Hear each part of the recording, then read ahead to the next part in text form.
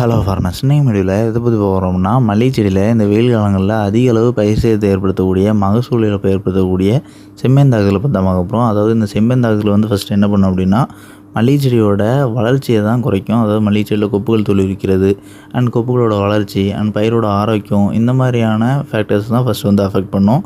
So இது வந்து டைரெக்டாக மகசூலை பாதிக்கும். அதாவது மகசூலோட தரம் மற்றும் அளவை வந்து பாதிக்கும். ஸோ கொப்புகள் துளிர்க்கிறது தாமதப்படுறதும் இல்லைனா நின்று போகிறதுனால பூக்கள் எடுக்கும் விகிதம் வந்து ஒட்டுமொத்தமாக நின்றோம்.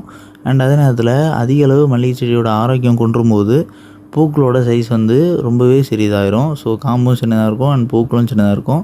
இதுக்கெல்லாம் மேஜர் ரீசனாக பார்க்கப்படுறது என்னன்னா இந்த செம்மேந்தாக்குதல் தான். ஸோ இந்த செம்மேன் அழிகிறதுக்கு நம்ம வந்து ஒரு 3 பேன்குழியை பற்றி தான் பார்க்க போகிறோம். அதாவது இது வந்து பாப்புலராக அறியப்படக்கூடிய பேன்குழி தான். அதாவது ஓமைட் அப்படிங்கிற பேன்குழி அண்ட் ஒபரான் அப்படிங்கிற பேன்குழி அண்ட் அபாசின் அப்படிங்கிற பேன்குழி. ஸோ இந்த 3 பேன்குழியை பற்றி எல்லாருக்குமே தெரிஞ்சிருந்திருக்கும். ஆனால் இந்த 3 பேன்குழியுமே நம்ம எந்த ஆர்டரில் ஸ்ப்ரே பண்ணணும் அப்படிங்கிறத பற்றி தான் இந்த வீடியோவில் தெளிவாக சொல்ல போகிறோம். ஸோ இது வந்து அதீத செம்மேந்தாக்குதல் ஏற்பட்டுக்கூடிய பயிர்களுக்கு நம்ம அந்த செம்மேன்களை மேக்ஸிமம் எவ்வளோ கண்ட்ரோல் பண்ண முடியும் அப்படிங்கிறதுக்கான வீடியோ தான். ஸோ ஃபஸ்ட்டு வந்து ஓமைட் தான். அதாவது ஓமைட் அப்படின்னு பார்க்கும்போது இது வந்து கான்ட்ராக்டாக செயல்படக்கூடிய பேன்குழி. ஸோ இந்த பேன்குழியில் என்ன டெக்னிக் அப்படின்னு பார்க்கும்போது ப்ராபகேட் 57% ஈஸி ஃபார்மேட்டில் இருக்குது. இது ஒரு லிட்டர் தண்ணிக்கு 2 ml அப்படிங்கிற விதத்தில் நம்ம கலந்து ஸ்ப்ரே பண்ணோம். ஸோ இது வந்து நேரடி தொடர் மூலயமா வேலை செய்யக்கூடிய அப்படிங்கிறதுனால நம்ம ஸ்ப்ரே பண்ணும்போது முடிஞ்ச அளவு இலைகளுக்கு பின்புறம் மருந்து போய் சேர்கிற அளவுக்கு ஸ்ப்ரே பண்ணணும். முடிஞ்ச அளவு ஏதாவது ஸ்ப்ரெட்டிங் ஏஜென்ட் கலந்து ஸ்ப்ரே பண்ணுங்கள். ஸோ இது வந்து மேக்ஸிமம் ரிசல்ட் கொடுக்கும். ஸோ இது வந்து எதுக்கு அப்படின்னா, அப்போதைக்கு இருக்கக்கூடிய பேன்கள் மேலே இந்த மருந்து பட்ட உடனே பேன்கள் அழிகிறதுக்கு. ஸோ இது வந்து சிறிய பேன்களும் அழியும் அண்டு முட்டையிடக்கூடிய பெரிய பேன்களும் அழியும். முட்டைகள் வந்து பாதிக்காது. ஸோ இது வந்து முட்டைகள் பாதிக்காது அப்படிங்கிறதுனால இதை நம்ம ஸ்ப்ரே பண்ணி நெக்ஸ்ட் டேவோ இல்லைனா அதுக்கு அடுத்த நாளோ முட்டைகளில் இருக்கக்கூடிய பேன்கள் புதிதாக பொரிஞ்சு வளர்ந்து பயிரை சேதப்படுத்தும். ஆனால் இருந்தாலும் கூட முட்டையிடக்கூடிய பெரும்பாலான பேன்கள் வந்து கான்ட்ராக்ட் உட்படக்கூடியது அழிஞ்சிரும். அண்ட் இந்த பேன்குழி ஸ்ப்ரே பண்ணி சரியாக 3 நாட்களுக்கு பிறகு நீங்கள் வந்து அபாசின், அதாவது அபாவென்ட்ரின் 1.9% ஈஸி ஃபார்மேட்டில் இருக்கக்கூடிய கிறிஸ்டல் கலர் பிராண்டை சேர்ந்த அபாசின் அப்படிங்கிற பேன்குழி இது ஒரு லிட்டர் தண்ணிக்கு 1 ml அப்படிங்கிற விதத்தில் நீங்கள் வந்து ஸ்ப்ரே பண்ணணும். ஸோ இது வந்து எந்த மாதிரி ஆக்ட் ஆகும் அப்படின்னு பார்க்கும்போது, இலைகளுக்கு மேல்புறம் நீங்கள் ஸ்ப்ரே பண்ணும்போது இந்த பேன்குழி வந்து நேரடி தொடர்பு மூலயமா இலைகளுக்கு அடிப்புறம் நேரடியாக மறந்து போய் சேரக்கூடிய பேன்களும் அழியும். அண்ட் சேராத பேன்கள் இலைகளுக்கு மேல்புறம் வந்து இந்த மருந்து வந்து இலைகள் வழியாக ஊடுருவி இலைகளுக்கு பின்புறமாக சேரும். ஸோ இதன் மூலயமா முட்டையிலேருந்து புரிஞ்சிடக்கூடிய சிறிய பேன்களாக இருக்கட்டும் இல்லைனா முட்டையிடக்கூடிய பெரிய பேன்களாக இருக்கட்டும் பெரும்பாலான பேன்கள் வந்து அழியும். ஸோ இது வந்து டிரான்ஸ்லாமினார் ஆக்ஷன், அதாவது இலைகளில் மட்டுமே இலைகளுக்கு பின்புறம் ஊடுருவி வேலை செய்யக்கூடியது. கொப்புகள் வழியாக பயிரோட எல்லா தண்டுகளுக்கும் போய் சேராது. ஸோ இருந்தாலும் கூட இது வந்து டிரான்ஸ்லாமினார் ஆக்ஷன் மூலயமா செயல்படுறதுனால பெரும்பாலான பேன்கள் வந்து அழிஞ்சிரும்.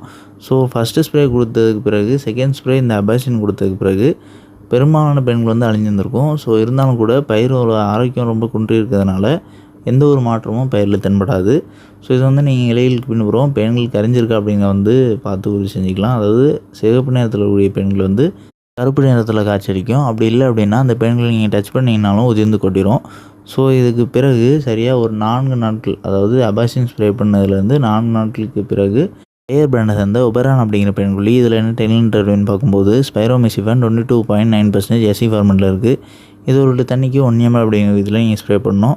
ஸோ இது வந்து நம்ம குறிப்பிடுறது 3rd மைட்டிசைடு. அதாவது ஆர்டர் வைஸ் பார்க்கும்போது நீங்கள் ஃபஸ்ட்டு ஓமைட் அண்ட் செகண்ட் வந்து அபாசின், அதாவது ஓமைட் ஸ்ப்ரே பண்ணதுலேருந்து 3 நாட்களுக்கு பிறகு அபாசின் பேன்குழி ஸ்ப்ரே பண்ணணும். அண்ட் அபாசின் பேன்குழி ஸ்ப்ரே பண்ணதுலேருந்து சரியாக 4 நாட்களுக்கு பிறகு நீங்கள் இந்த ஒபரான் பேன்குழி ஸ்ப்ரே பண்ணணும்.